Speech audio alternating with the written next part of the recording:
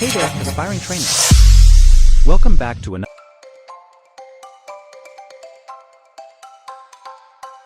Hey there, aspiring trainers.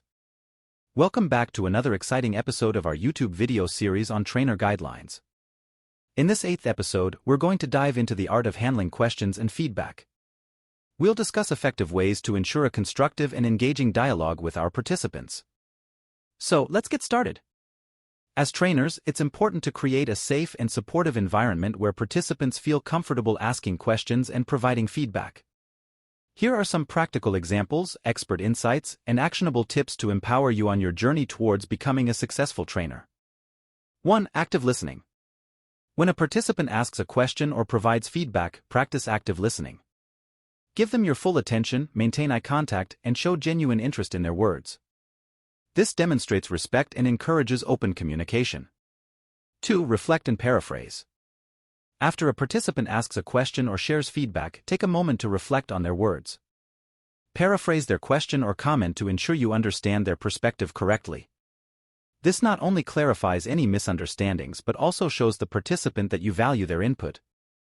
3. Respond with empathy. When providing a response, be empathetic and understanding. Acknowledge the participant's concerns or viewpoints and validate their feelings.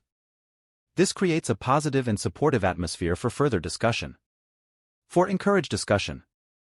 Instead of providing a one-sided answer, encourage a dialogue with the participant and other attendees.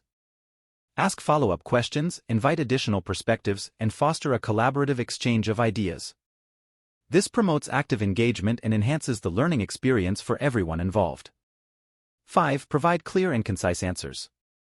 When addressing questions, provide answers that are clear, concise, and relevant to the participant's inquiry. Avoid jargon or technical language that may confuse or alienate the audience. Break down complex concepts into understandable terms. 6. Thank participants for feedback. When receiving feedback, whether positive or constructive, express gratitude to the participant for taking the time to share their thoughts.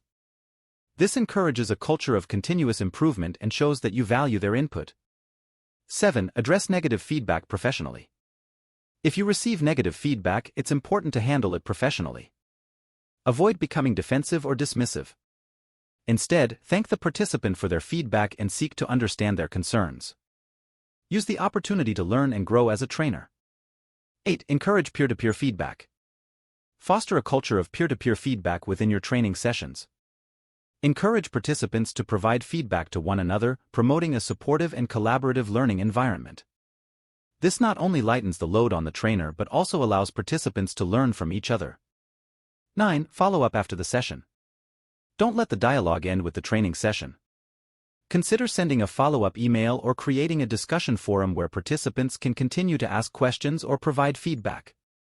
This ongoing engagement strengthens the relationship between trainer and participant and encourages further learning.